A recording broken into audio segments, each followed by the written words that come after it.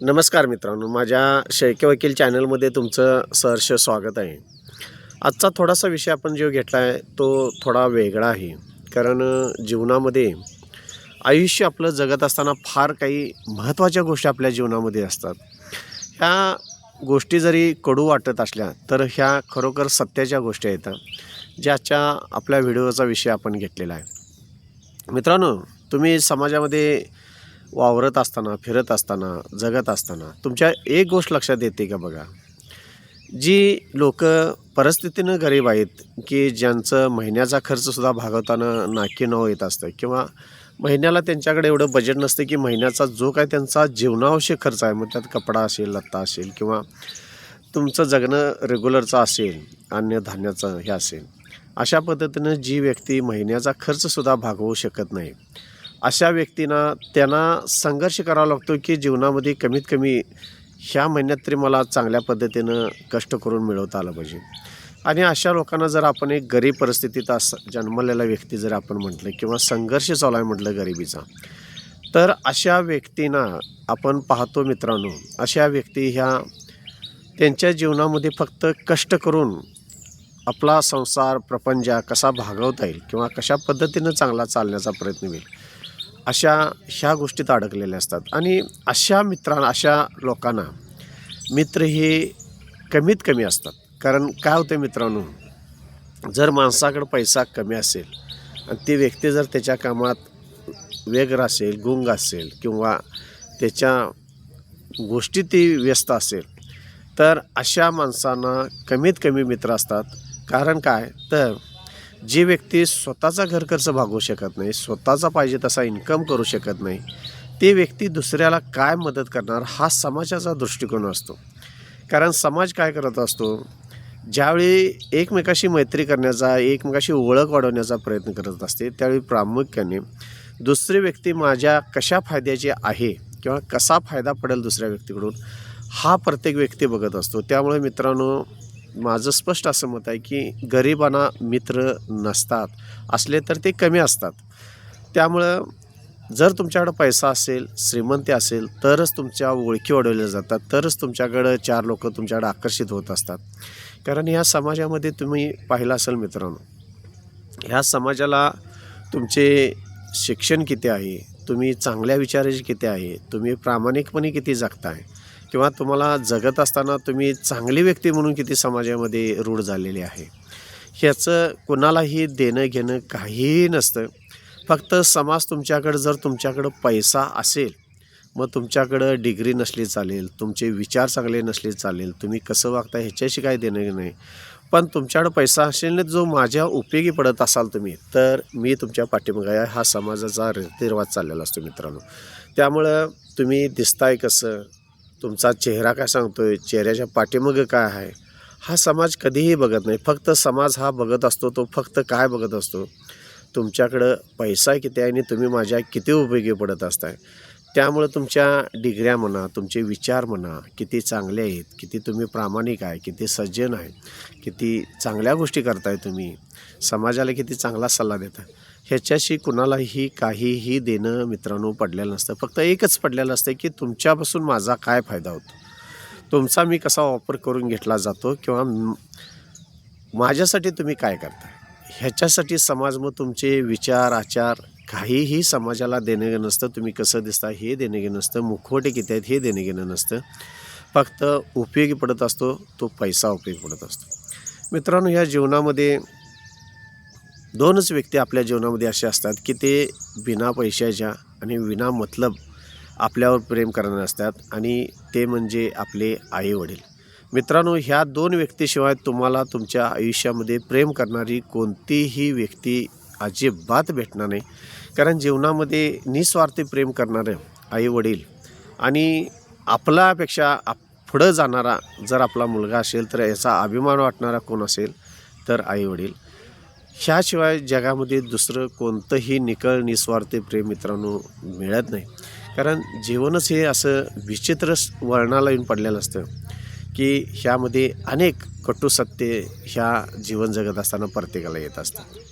आणि हे जीवन जगत असताना आपणला सातत्यानं प्रत्येक क्षणाला, प्रत्येक टप्प्यावर असं संघर्ष बघायला मिळत असतो मित्रांनो, ज्याच्यासाठी आपण काहीतरी करत असतो.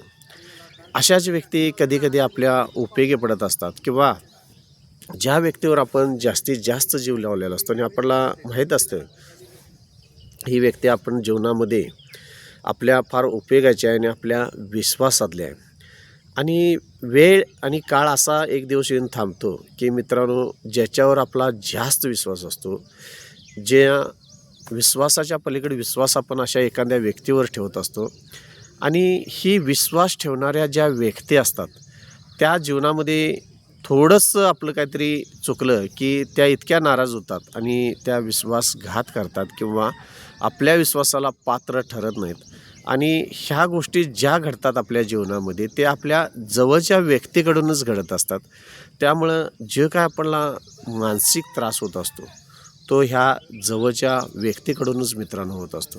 त्यामुळं जीवनात काही निर्णय घेत असताना इतके अवघड आणि कठीण असतात, की त्यावेळचं झालेलं दुःख जवळच्या व्यक्तीनं जर आपल्याला दिलेला त्रास असेल आणि त्यावेळी झालेलं दुःख हे जगाला कुणाला सांगता पण येत नाही, बोलता पण येत नाही आणि बोलून दाखवता पण येत नाही. कारण जीवनामध्ये इतका आपण विश्वास एखाद्या व्यक्तीवर ठेवलेला असतो ना, आणि एकदा जर त्या व्यक्तीनं जर मन दुखावलं ना, तर जीवनातल्या काही गोष्टी नको वाटतात, कंटाळ येतो मग जीवनाचा आणि अशा माणसापासून झालेला त्रास हा न भरून येणार असतो मित्रांनो. काय होतं, माणसाचं पण जीवन बघा कसं आहे. ज्यावेळी माणूस सुखात असतो, मजेत असतो, चैनीत असतो, त्यावेळी तो एखादं गाणं गुणगुणत असतो आणि गाणं गुणगुणत असताना त्या सुखामध्ये त्याला त्या गाण्याचा अर्थ समजून घेण्याची सुद्धा इच्छा का नसते. कारण एक अंतर्गत चैतन्य त्याच्यामध्ये निर्माण झालेलं असतो आणि त्या सुखाच्या लहरी जास्तीत जास्त उपभोग घेण्याचा प्रयत्न करत असतो. आणि जे काही गाणं तो गुणगुणत असतो ना, त्याचा त्याला साधा अर्थसुद्धा कळत नसतो, तरीसुद्धा ते छानपैकी गाणं म्हणत असतो. आणि हे कधी घडत असतं त्याच्या जीवनामध्ये, ज्यावेळी तो एखाद्या गोष्टीमुळे त्याला सुख मिळत असतं, त्यावेळी त्याला वाटत असतं की जीवनामध्ये फार महत्त्वाच्या गोष्टी आहेत आणि तो गुणगुणत असतो आणि त्या पद्धतीने तो गाणं वगैरे म्हणण्याचा प्रयत्न करत असतो. पण मित्रांनो, तुम्ही एक गोष्ट लक्षात कधी घेतली आहे का बघा, ज्यावेळी माणूस एखादा दुःखात असतो, अडचणीत असतो, त्रासात असतो किंवा एखादी अशी काही घटना जीवनामध्ये घडलेली असते की त्यानं कधी विचार पण अशा गोष्टीचा केलेला नसतो आणि ती घटना त्याच्या आयुष्यामध्ये घडून जाते, की त्यानं कधीही स्वप्नातसुद्धा विचार केलेला नसतो आणि ती घटना त्याच्या जीवनामध्ये अचानक घडून न कळत घडलेली असते. आणि त्यावेळी मात्र मित्रांनो, तोच आनंद जो आहे किंवा तो जो आनंद गुणगुणण्याचा होता, ते गाणं म्हणण्याचा आनंद जो गुणगुणण्याचा होता, तो थोडासा दुःखात होतो. आणि त्यावेळी खरोखर अशावेळी जर दुःखाच्या वेळी जर गाणं म्हणायची पाळी आली, तर माणसाला त्या गुणगुणण्यापेक्षा जे काही गाणं म्हणत आहे त्याचा जो अर्थ आहे ना, त्या अर्थाच्या तो माणूस खोलात जात असतो आणि त्याला मग प्रत्येक वाक्याचा, प्रत्येक शब्दाचा खोलपत्र अर्थ समजून घेण्याची वेळ येत असते. कारण अशा पद्धतीनं काही धक्का जीवनामध्ये बसलेला असतो, की माणूस दुःखात असल्यानंतर प्रत्येक वाक्याचा आणि वाक्याचा अर्थ त्याला जीवनामध्ये समजत असतं.